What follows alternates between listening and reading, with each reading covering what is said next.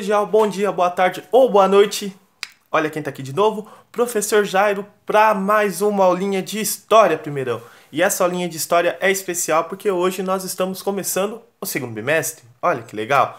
E iniciando aqui a apostila nova, tá? Eu acho que vocês ainda não receberam, mas eu já vou estar falando do primeiro módulo aqui da nossa nova apostila, tá bom? Esse bimestre que, ao que tudo indica, né, a gente vai correr só no EAD, né? A gente começou. Vocês lembram como começaram o ano? O primeiro bimestre teve ação, teve muita coisa aí, né? A gente começou no presencial, como sempre, aí depois teve a pandemia, teve quarentena, teve isolamento, teve férias antecipadas, depois a gente recomeçou com o EAD e vamos dar continuidade. Espero que vocês estejam cada dia mais se adaptando a isso.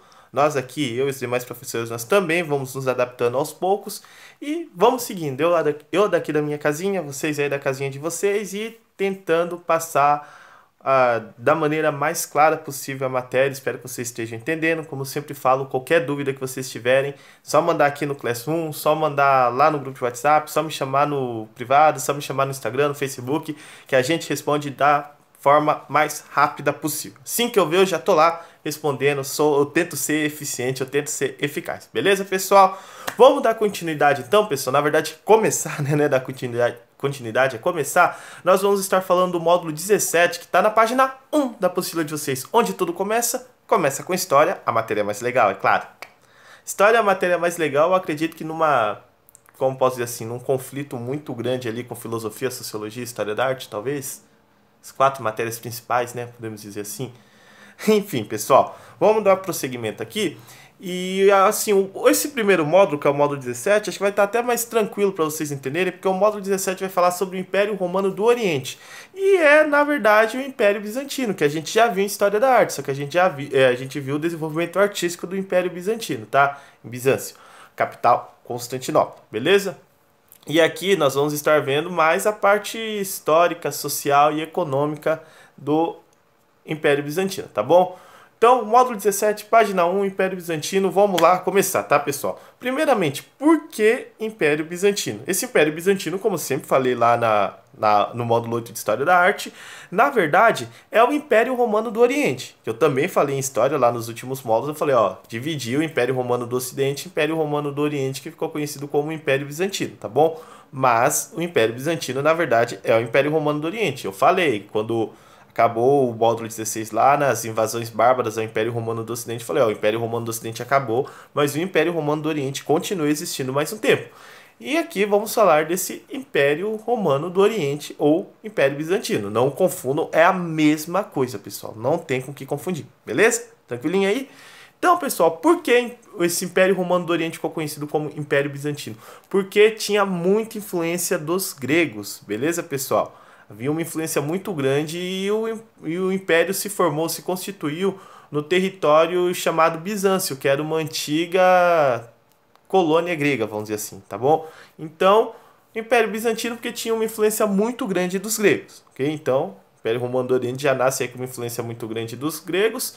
Capital em Constantinopla, vocês sabem, quando os turcos invadem o Império Romano do Oriente ali, eles instituem Constantinopla como a capital, que depois veio a ser a cidade de Istambul, tá bom? Então, atualmente, Istambul na verdade, Istambul é a atual Constantinopla, tá bom? Até no mapa. Lembrando que atualmente a Istambul não é a capital da Turquia, tá bom? Só para ficar bem claro aí, a capital da Turquia é Ankara, tá bom? Ou Ankara, não sei como que pronuncia essa palavra. Mas enfim, pessoal. Então a gente já sabe que o Império Romano do Oriente ficou conhecido como Bizantino por causa da influência dos gregos, ok? A gente já tinha visto ali na parte de História da Arte que os gregos influenciaram muito o nosso querido Império Romano aqui do Oriente, tá? E até na religião, porque a religião ficou conhecida como Igreja Ortodoxa Grega, tá bom? Dentro do Império Romano do Oriente aqui, né, bizantino, predominou muito o período de apogeu sob o governo Justiniano, sob o governo do imperador Justiniano, né, que sempre foi império aqui. Foi considerado apogeu.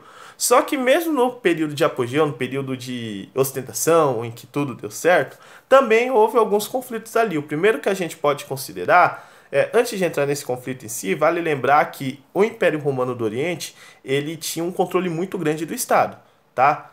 Principalmente nas relações econômicas ali, o imperador centralizava muito a sua força política e também influenciava ali nas relações comerciais como uma forma de proteger o império, tá bom? Então era uma forma de tentar proteger de todas as formas o império aqui do Oriente, tá? O Império Oriental. E também entrou a questão do Césaropapismo. Mas, Jairo, o que que é essa palavra feia aí, Césaropapismo? Pessoal, quando a gente fala de Césaropapismo, foi a submissão da Igreja Católica ao Estado, tá bom? Ou seja, o império estava tão grande que a religião também ficou submissa ao Estado, beleza? Então a gente tem aí a parte do comércio, a parte religiosa, tudo era muito controlado pelo Estado ali. O Estado era muito forte, o império ali era muito forte, controlava todas essas atividades. Tranquilinho até aqui, pessoal? Sem problema, sem erro, tudo muito fácil, tá? O período de mais tensão assim do Império do Império, né, sob o comando do imperador Justiniano, foi quando aconteceu a chamada Revolta de Nica, que foi ali um período em que tentaram tomar o poder do Justiniano. Isso foi até muito louco, pessoal, porque isso aconteceu no dia de uma corrida de cavalo, no hipódromo. Olha que louco, né? Foram ver corrida de cavalo lá e da corrida de cavalo surge uma revolta que quase derruba o imperador. Mas tudo foi controlado, tá bom? Eu acredito que não teve nenhum problema também com os cavalinhos lá, tá? Eles eram os que menos tinham a ver com a situação toda, não é verdade? Então, tudo tranquilo ali, foi o que mais teve possibilidade, assim, vamos dizer assim, do Justiniano perder o seu comando ali. Tranquilo? Tranquilo até aqui, pessoal? Vamos seguir, então? É... Uma outra coisa que favoreceu muito esse território aqui do Império Romano do Oriente, né, para resistir também, é que era um território que facilitava a sua defesa.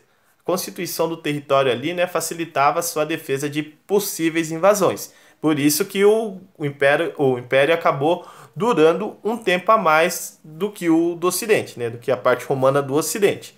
Como eu sempre falei, né? Eu dei muita ênfase nisso naquelas últimas aulas do módulo 15 e 16 do primeiro bimestre. O Império Romano do Ocidente foi invadido pelos bárbaros, mas o do Oriente resistiu há um tempinho mais. Tudo bem?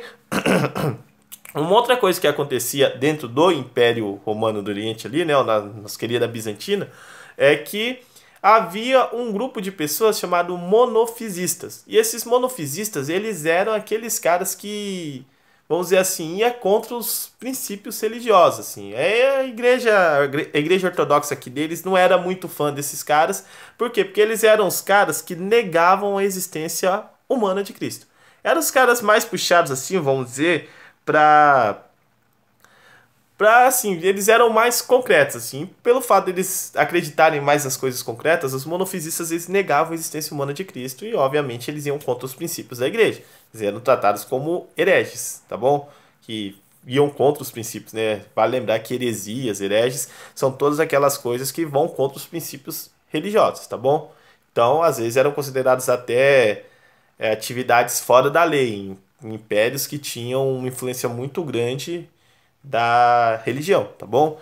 Então os monofisistas eram essas pessoas aí, eram essas pessoas que estavam negando a existência humana de Cristo. Tranquilo até aqui, pessoal? Então, aqui nós temos as principais características do Império Romano do Oriente, tá? Ou Império Bizantino. Sempre tô dando essa ênfase, pessoal, porque pode ter, assim, futuramente, quando vocês forem estudarem ou pegarem algum vestibular, alguma prova de Enem, vocês podem se deparar com essas descrições, ou vocês podem ver Império Romano do Oriente, ou vocês podem ver Império Bizantino, tá bom? Então é a mesma coisa, por isso que eu tô dando ênfase nesses dois termos, tudo bem? Tranquilinho aqui, pessoal? Dito isso, galerinha, nós vimos aqui essas principais características. Vale lembrar também que o Império teve uma pessoa aí, uma mulher chamada Teodora, que ela foi uma pessoa muito influente no governo do Justiniano também, tá? Foi uma mulher aí que teve muita influência durante o governo justiniano, auxiliando ele com, vamos dizer assim, com muita firmeza. Um braço direito muito eficaz, tá bom, pessoal? Dito isso, galerinha, nós formamos aqui as principais características do Império Romano do Oriente, tá? Nesse primeiro módulo aí.